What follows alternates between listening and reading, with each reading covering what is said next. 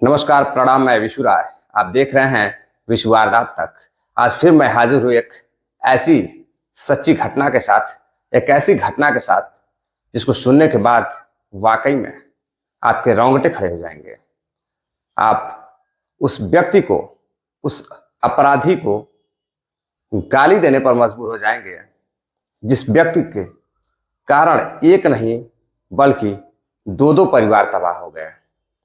आज की जो सच्ची घटना मैं सुनाने वाला हूं, यह सच्ची घटना राजस्थान के अलवर की है।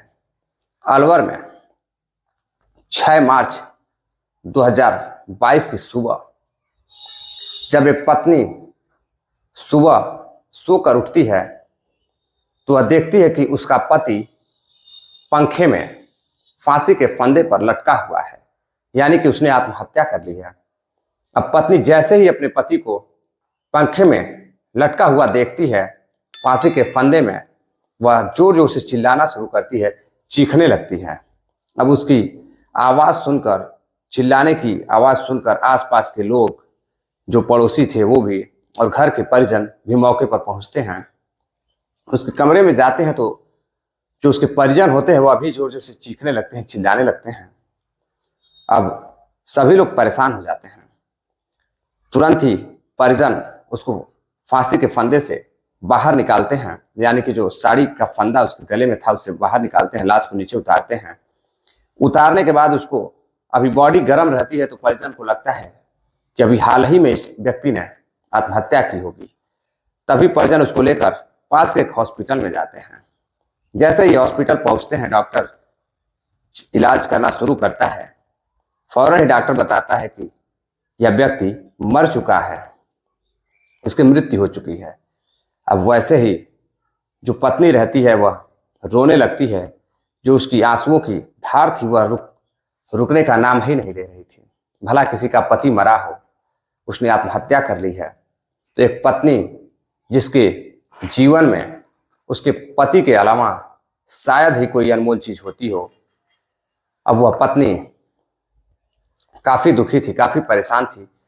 जो ससुर था, जो घर वाले थे, वह भी चीखने चिल्लाने लगते हैं, रोने लगते हैं।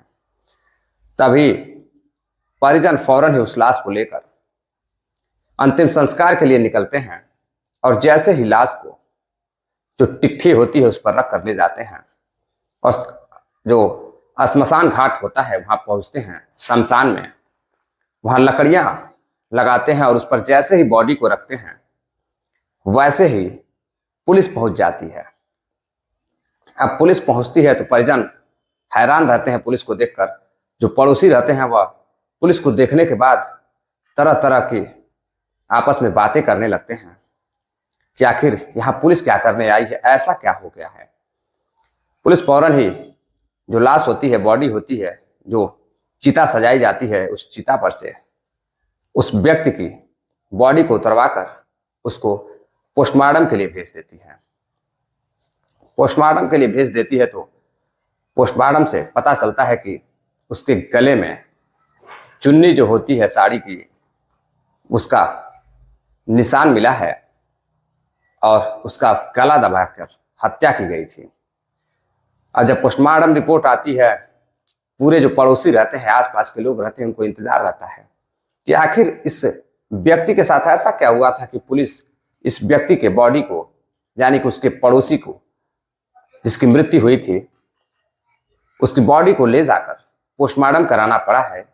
और जब उसकी मौत आम तरीके से हुई थी, बीमारी से हुई थी, तो फिर इसमें पुलिस का क्या रोल है।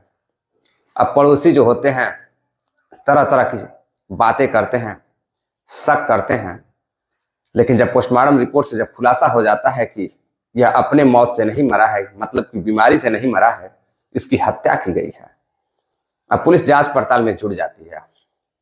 सभी लोग इस घटना को सुनकर, जितने भी मोहल्ले वाले रहते हैं, हैरान रहते हैं, रिश्तेदार रहते हैं, वो भी जानने की कोशिश करते हैं कि आखिर इसकी मौत हुई कैसे थी। अब इस व्यक्ति ने, जब डॉक्टर ने इसे मृत घोषित किया था तो इनके जो परिजन थे यह बता रहे थे कि यह बीमार थे। अब इनके मौत का कारण क्या है, पुलिस जानने की तलाश कर रही थी। पुलिस जैसे ही अपनी जांच आगे बढ़ाती है वैसे ही अपराधी भी पकड़ा जाता है। लेकिन दरअसल मैं आपको बताते चलूं, जानकारी दे दूं कि जो व्यक्ति की हत्या हुई थी, जिस व्यक्ति को पुलिस ने शमशान घाट से ले जाकर उसका पोस्टमार्टम कराया था, उस व्यक्ति का नाम विनोद रहता है। और विनोद काफी पढ़ा लिखा व्यक्ति रहता है, काफी नौजवान व्यक्ति रहता है। विनोद की उम्र मात्र 30 साल रहती है। विनोद के घर में विनोद के पिताजी यानी कि बलवंत सिंह रहते हैं। उनकी माताजी रहती है, जो कि हमेशा उनकी तबीयत खराब रहा करती थी। और उनके परिवार में उनके भाई और उनकी भाभी भी रहती थी।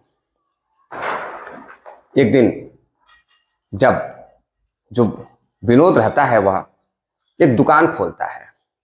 अब वह डेली दुकान पर अपने दुकान से ही सामान को भेजना, सामान को मंगाना, यानी कि व्यापार का काम शुरू कर देता है। काफी अच्छे पैसे आने लगते हैं। तो जो उनके पिता रहते हैं बलवंत, वह सोचते हैं कि क्यों ना अब उनके बेटे की शादी कर दी जाए।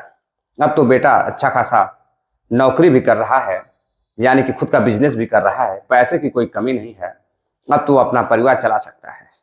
अब बलवंत पास में ही एक जगह पड़ती है पटेल नगर, उसी अलवर में ही वहां की एक बेहद ही खूबसूरत लड़की जिसका नाम पूजा रहता है, एक व्यक्ति के माध्यम से बलवंत सिंह यानी कि बिचौलिए के माध्यम से, अगुआ के माध्यम से बलवंत सिंह उस परिवार के घर पहुंचते हैं। और बेहद ही खूबसूरत लड़की पूजा, जो कि पढ़ाई लिखाई में भी काफी तेज तर्रार थी, और वह जो लड़की थी वह चंचल स्वभाव की थी।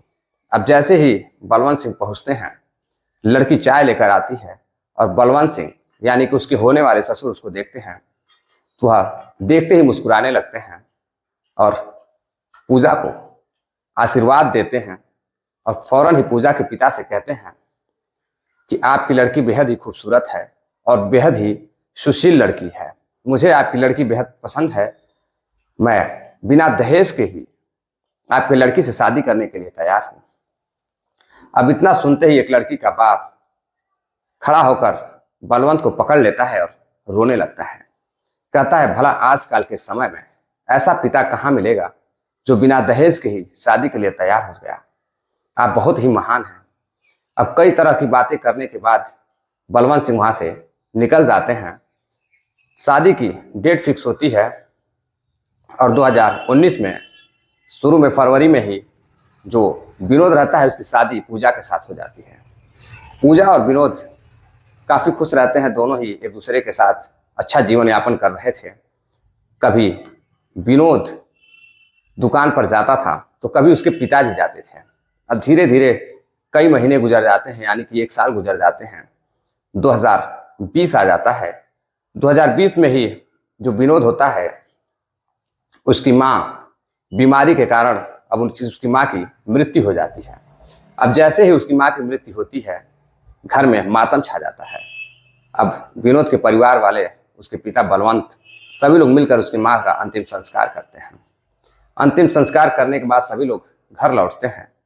तभी उसी रात जो बलवंत होता है वह बहू के पास जाता है और जो घर की जो अलमारी की चाबी होती है वह अपनी बहू को देता है और कहता है कि बहू, यह घर की जो चाबी है यह तुम पकड़ो, आज से तुम इस घर की मालकिन हो और जितनी घर की जिम्मेदारी है वह सब तुम्हारे हवाले में करता हूँ।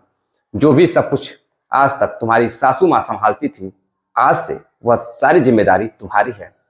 अब पूजा बेहद खुश होती है कि घर की पूरी जिम्मेदारी, पूरे जो पैसे रुपए गहने हैं, सारी चीज़ों की जिम्मेदारी उसे मिल चुकी है। अब पूजा ससुर से काफ़ी खुश रहने लगती है।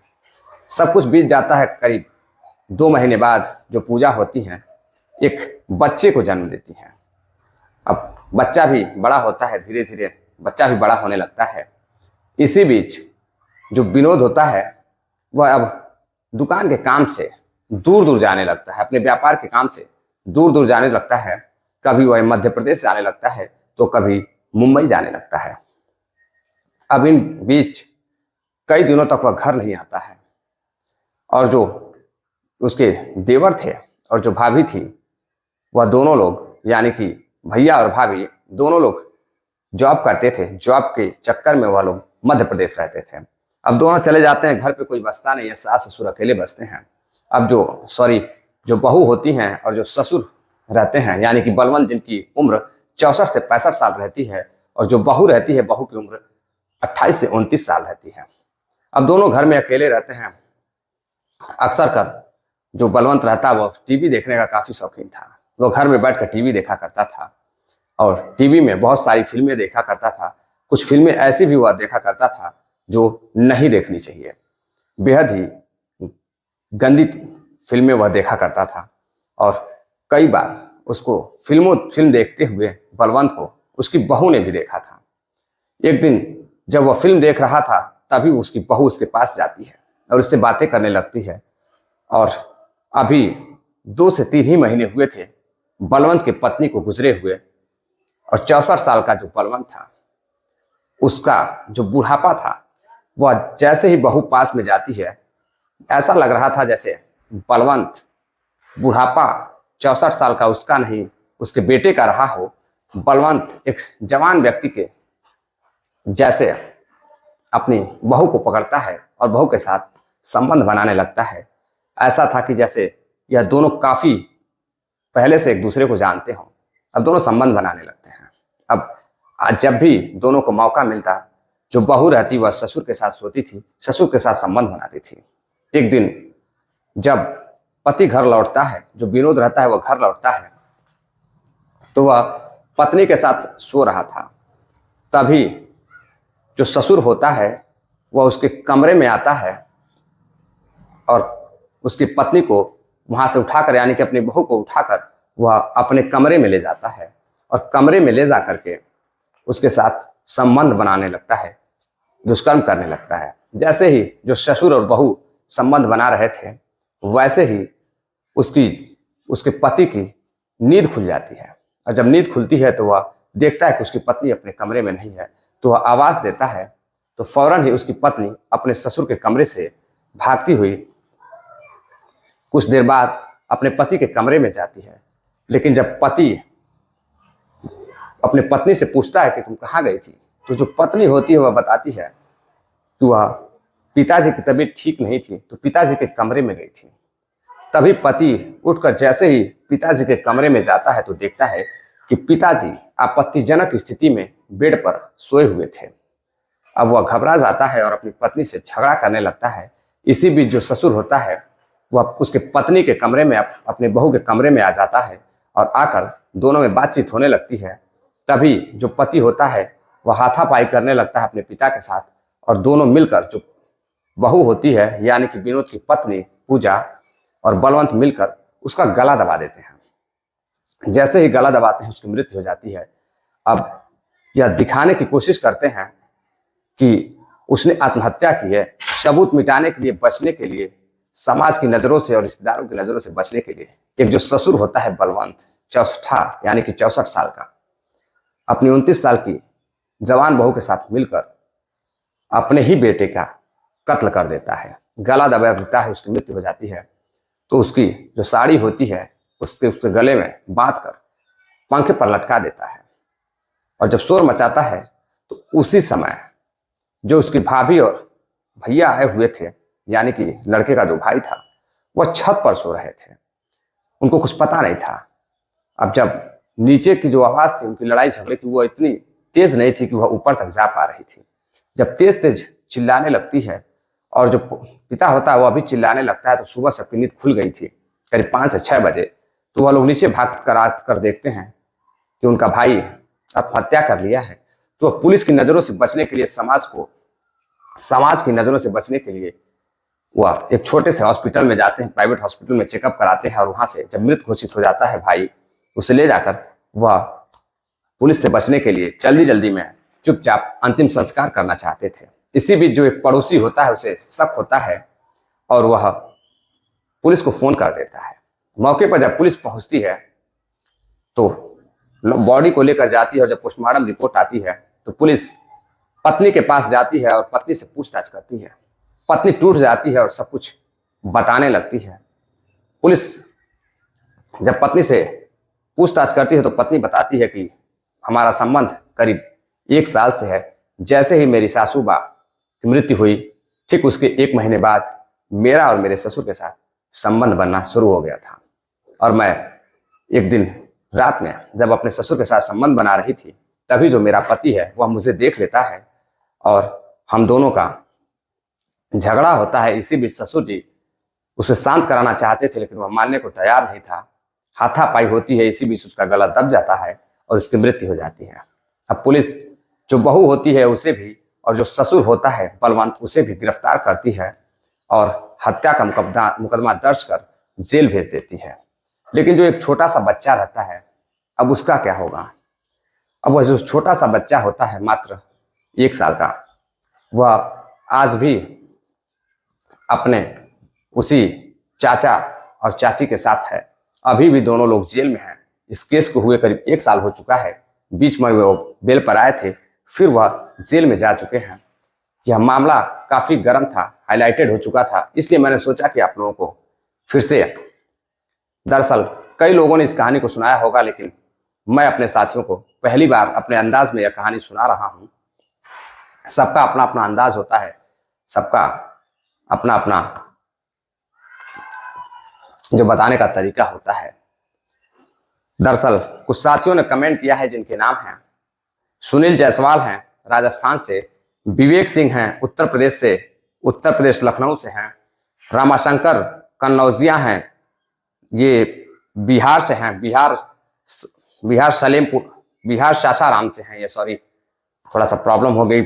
सही, आप लोग जितने साथी कमेंट करते हैं साफ साफ अक्षरों में जब भी आप लिखेंगे पढ़ने में काफी आसानी होगी। और जब भी आप लोग कमेंट करें अपने क्षेत्र जिले का नाम जरूर लिखें, जगह का नाम लिखें, ताकि बहुत खुशी होती है मुझे पढ़कर, क्योंकि मुझे पता चलता है कि हमारे जितने भी व्यूअर साथी हैं, सब्सक्राइबर साथी हैं, कमेंट कहाँ से करते हैं, और हमारे जितने भी चाहने वाले हमारे साथी, हमारे दोस्त हैं, आप सभी साथी कहाँ से हैं।